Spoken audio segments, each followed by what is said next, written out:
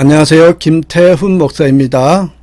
빵집 목사의 뚜벅뚜벅 메시지, 오늘은 마태복음 묵상 94번째, 우리 마음에 사단이 들어오지 않게 하는 비결은, 우리 마음에 사단이 들어가지 않게 하는 비결은 마태복음 27장 1절에서 10절의 말씀 가지고 오늘도 뚜벅뚜벅 메시지 시작하겠습니다. 여러분, 반면교사라는 말이 있습니다. 다른 사람이나 사물의 부정적인 측면에서 가르침을 얻는다, 그런 뜻으로 쓰이는 말입니다. 성경 인물 가운데 우리에게 반면교사 노릇을 하는 사람이 여럿 있습니다만, 그 중에 대표적인 사람들라면 저는 오늘 주인공 가룟 유다입니다. 가룟 유다 이야기가 성경에 기록된 이유 가운데 하나가 바로 이 반면교사 역할 때문이라는 것입니다. 마태복음 26장 24절에 보면 예수님께서 이렇게 말씀하시죠. 차라리 태어나지 아니하였다면 저에게 좋을 뻔하였느니라. 저주의 말입니다. 그 누구도 예수님께 이런 저주를 받은 사람이 없거든요. 그래서 여러분, 우리가 결코 잊지 말아야 할 교훈이 있습니다. 어제 주님의 제자로 택함받은 영광을 누린 것도 중요합니다. 오늘 재물을 담당하며 주님을 위해서 귀하게 쓰임받는 것도 중요합니다. 그러나 앞으로 주님을 배반하지 않고 끝까지 섬기는 것이 더 중요합니다. 그래서 사도 바울은 빌립보서 2장 12절에서 이렇게 권면합니다. 항상 복종하여 두렵고 떨림으로 너희 구원을 이루라. 긴장을 풀지 말고 늘 두렵고 떨리는 마음으로 신앙생활을 하라는 것입니다. 끝까지 넘어지지 말고 구원을 이루라, 이렇게 메시지를 전하고 있는 것입니다. 사랑하는 여러분, 오늘까지 신앙생활 잘 하셨습니까? 잘 하셨습니다. 그렇다고 마음 놓지 마십시오. 두렵고 떨림으로 하나님 부르시는 날까지 믿음 잘 지키시길 바랍니다. 최후 승리를 얻어서 온전히 구원을 이루시길 바랍니다. 그러면 여러분, 가룟 유다를 반면교사 삼아서 우리에게 깨닫게 하고자 하는 것이 무엇입니까? 다시 말하면, 이것을 풀어서 말하면 우리 마음에 사단이 들어가지 않게 하는 비결이 무엇인지를 오늘 본문을 통해서 가르쳐주고 있습니다. 자, 세 가지로 보겠습니다.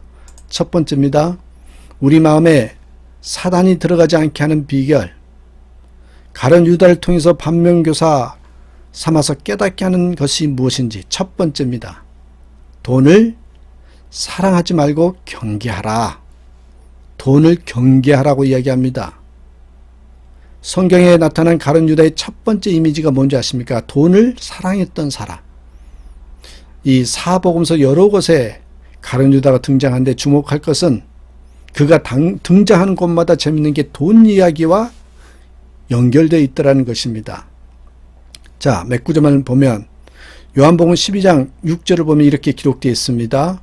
그는 도둑이라 돈깨를 맡아 거기 넣는 것을 훔쳐감이러라. 가룟 유다가 돈을 관리하면서 개인적으로 착복했다는 것입니다. 예수님의 제자이지만 돈을 관리하다 도둑이 되고 말았다는 것입니다. 철저하게 돈의 노예가 되어버리고 만 것입니다. 마태복음 26장 15절에 보면 더욱 기막힌 내용이 기록되어 있습니다. 내가 예수를 너희에게 넘겨주리니 얼마나 주려느냐. 3년간 모시던 스승을 팔아넘기면서 흥정하는 장면입니다. 이때 가룟 유다가 받은 돈은 고작 은 30이래요. 성경학자들의 추산에 의하면 은 30은 오늘 우리나라 돈으로요, 한 3만 원 정도랍니다. 3만 원. 이제 가룟 유다는 돈을 받고 스승을 팔아넘기는 파렴치한 사람이 되고 말았습니다. 돈 때문에 해서는 안 될 짓을 하고 말았습니다. 그것도 그 보잘것없는 돈 몇 푼 때문에 망하고 만 것입니다. 그렇습니다. 가룟 유다는 돈을 가까이 하면서 살았습니다. 그러면서 점점 돈을 사랑하게 됐습니다. 이제 돈 때문에 해서는 안 되는 자리에까지 가고 만 것이죠. 이것이 가룟 유다의 표면적인 잘못입니다. 여러분, 아셔야 됩니다. 돈은 매력이 있습니다. 그 돈이 있으면 행복해질 수 있습니다. 자기가 필요한 것들을 다 얻을 수 있게 해줍니다. 또 어려운 이웃들에게 따뜻한 사랑의 손길도 펼 수 있게 해줍니다. 그래서 돈은 참 매력 있는 물건입니다.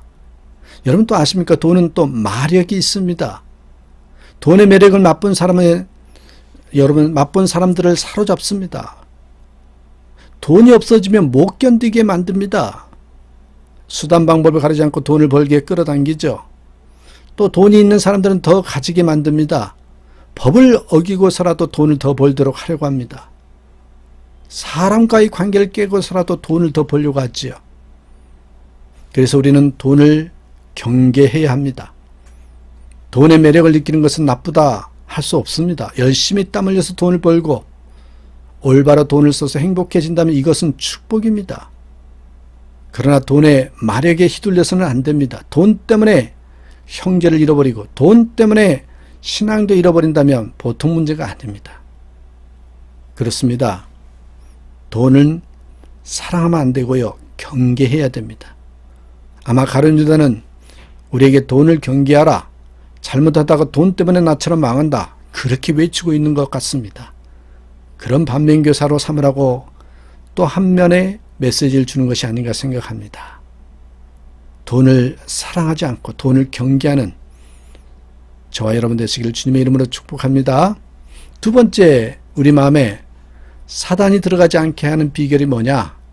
여러분, 마귀를 우습게 보지 말고 대적하라는 겁니다. 마귀를 우습게 보지 말고 대적하라. 항상 하셔야 됩니다. 우리보다 영적인 파워가 센 게 마귀예요. 우리는 마귀를 이길 수 없어요. 근데 그 마귀보다 센 사람이, 센 분이 바로 주님이시잖아요. 예수님입니다. 그러니까 우리는 예수님을 붙잡고 있어야 되는 거거든요. 자, 요한복음 13장 2절을 보면 이렇게 기록되어 있습니다. 마귀가 벌써 시몬의 아들 가룟 유다의 마음에 예수를 팔려는 생각을 넣었더라. 사도 요한이 가룟 유다 사건을 신앙적으로 해석해서 이렇게 기록해 놓은 것입니다. 예수님의 12제자 중에 한 사람이 예수님을 팔아넘길 사건 뒤에 마귀가 개입했다는 것이에요. 가룟 유다가 예수님을 팔아넘긴 사건은 이 가룟 유다의 단독 범행이 아니란 말입니다. 이 말씀을 보다 자세하게 들여다보겠습니다. 마귀가 벌써 가룟 유다의 마음에 예수를 팔려는 생각을 넣었다. 그러니까 가룟 유다의 행동은 즉흥적이고 우발적인 것이 아니었다. 이 말입니다. 오래전부터 치밀하게 계획된 의도적 행동이었다는 말입니다. 그런데 예수님을 팔겠다는 생각은 마귀가 넣어주었다. 이렇게 표현하고 있죠. 가룟 유다의 생각이 아니었다는 것입니다. 마귀가 그런 생각을 가룟 유다의 마음에 넣어주었고 가룟 유다는 그 생각을 받아들였던 것입니다. 그렇습니다. 여기서 주목해야 할 것은 마귀의 행동입니다. 마귀는 사람들의 마음속에 못된 생각, 하나님의 뜻을 거스르는 생각을 넣어줍니다. 그런데 마귀는 바보가 아닙니다. 아무에게나 아무 때나 그런 생각을 넣지 않습니다. 예를 들어 길거리 지나가다 앞에 가는 사람을 볼 때 저 사람 죽여, 이런 생각을 넣어주지 않습니다. 마음이 그 생각을 받아들일 리 없으니까요. 그러면 여러분 언제 그런 생각을 넣을까요? 그 마음에 틈이 생길 때입니다. 마음에 틈이 생길 때. 가룟 유다에게도 그런 틈이 있었습니다. 가룟 유다가 향유를 붓는 여인에게 왜 그 비싼 것을 허비하느냐고 책망했을 때입니다. 이때 예수님께서 가로막으셨습니다. 그가 참 좋은 일을 했다고 칭찬하시잖아요. 그리고 복음이 전파되는 곳마다 이 여인의 행한 일이 전해질 것이라고 하셨습니다. 가룟 유다는 이때요 이해할 수가 없었습니다. 예수님께서 자기 편을 들어주셔야 당연하다고 생각을 했습니다. 그래서요 어떤 마음이 들어요? 섭섭한 마음이 들었습니다. 예수님이 이해할 수가 없었습니다. 게다가 예수님께서는 계속해서 십자가에서 죽으실 것을 말씀하시죠. 이제 메시아로 등극하셔서 이스라엘을 구원하고 놀라운 일을 행하셔야 할 때 자꾸 십자가에서 죽으신다고 말씀하십니다. 여간 실망스러운 것이 아닙니다. 예수님께 대한 원망도 생겼습니다. 여러분 보세요. 마귀가 이런 틈을 노렸다는 것입니다. 그 마음에 예수를 팔라 생각을 넣었습니다. 안타깝게도 가룟 유다가 그 생각을 마음에 받아들였습니다. 여러분, 오늘도 마찬가지입니다. 우리 마음에 틈이 생기면 마귀가 좋지 않은 생각을 넣습니다. 섭섭할 때, 억울한 마음이 들 때, 원망하는 마음이 들 때, 무엇인가 불공평하다는 마음이 들 때, 그때 조심해야 합니다.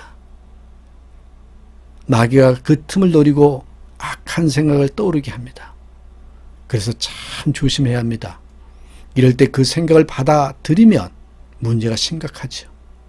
그 생각이 내 생각이 되고 맙니다. 이렇게 되면 마귀의 종이 되겠다고 선언한 섬이 되는 거거든요. 사랑하는 여러분, 이것은 남의 이야기가 아닙니다. 예수님의 12자 중에 한 사람에게 일어난 일입니다. 우리보다 훨씬 믿음이 좋았던 사람, 주님께서 특별하게 택감을 받았던 사람, 여러분, 그런 사람 중에도 그들도 마귀가 주는 생각을 받았고 아예 마귀의 종이 되고 말았단 말입니다. 하물며 우리들이야. 아마도 가룟 유다는 우리에게 이렇게 외치고 있을 것입니다. 마귀에게 속지 마시오. 결코 마귀를 받아들이지 마시오. 틈을 주지 마시오. 여러분, 주님의 음성으로 듣는 저와 여러분 되시길 주님의 이름으로 축복합니다. 우리 세 번째 볼까요? 우리 마음에 사단이 들어가지 않게 하는 비결, 후회하지 말고 회개하라. 후회하지 말고 회개하라. 가룟 유다는 여러 차례 예수님께 경고를 받았습니다. 그러나 끝내 회개하지 않았습니다. 더 큰 문제는 그가 잘못했다는 것을 알고 난 뒤입니다. 마태복음 27장 4절에 보면 이렇게 고백하죠. 내가 무죄한 피를 팔고 죄를 범하였도다. 자기 잘못한 죄를 알았어요. 자기가 죄를 범했다는 것을 깨달았단 말입니다. 이것을 고백했습니다. 근데 여러분, 거기서 끝이에요. 고백에서 끝입니다. 주님 앞으로 나와서 회개하지 않았다는 거죠. 스스로 목매달아서 자살하고 말잖아요. 이것이야말로 가룟 유다의 최후의 실수입니다. 아마도 가룟 유다는 우리를 향해서 몸부리시면서 이렇게 외칠 것입니다. 나처럼 후회하지 말고 회개하시오. 아직 기회가 있을 때 회개하십시오. 여러분, 후회와 회개는 다릅니다. 후회와 회개는 자신의 잘못과 죄를 깨닫고 인정한다는 면에서는 같아 보입니다. 그러나 여러분, 결정적인 차이가 있어요. 그게 뭐예요? 하나님 앞으로 돌아오느냐, 그렇지 않느냐. 하나님 앞으로 돌아오느냐, 그렇지 않느냐의 차이입니다. 후회하는 사람은 그 죄를 자기 스스로 처리하려고 합니다. 가룟 유다는 돌이켜보려고 돈을 가지고 제사장을 찾아갔지만 거절당하지요. 고민하다가 결국 자살하고 맙니다. 그러나 여러분, 회개하는 사람은 그 죄를 가지고 주님 앞으로 나옵니다. 주님 앞으로요. 주님께 죄를 고백하고 제사함을 받습니다. 베드로도 예수님께 큰 죄를 저질렀죠. 3번이나 주님을 모른다고 부인했습니다. 그러나 죄를 저질렀다는 것을 생각했을 때 그는 회개했습니다. 주님 앞으로 나와왔습니다. 주님 앞으로 나와왔다는 거예요. 그러나 가룟 유다는 죄를 깨닫고도 주님 앞으로 나오지 않았습니다. 여러분, 마틴 루터가 이런 말을 했습니다. 내가 천국에 도달하는 그날, 나는 천국문에서 하나의 현판을 볼 수 있을 것이다. 그 현판에는 오직 회개한 자, 오직 회개한 자라고 쓰여 있을 것이다. 그렇습니다. 우리가 죄를 깨달아야 합니다. 그리고 그 죄를 들고 주님 앞으로 나와야 합니다. 거기서 회개해야 합니다. 그럼 우리에게 살 길이 있습니다. 사랑하는 여러분, 가룟 유다는 우리에게 반면교사입니다. 돈을 사랑하지 말고 경계하라. 마귀를 우습게 여기지 말고 대적하라. 후회하지 말고 회개하라. 이 교훈을 가슴에 새기는 저와 여러분 되시기를 주님의 이름으로 축복합니다. 오늘도 고백하십니다. 예수님 때문에 나는 행복합니다. 예수님 안에 있어서 나는 평화롭습니다. 이 고백이 오늘 하루 동안 젖어가는, 하루 동안 지배하는 저와 여러분 심령이 되기를 주님의 이름으로 축복합니다. 감사합니다.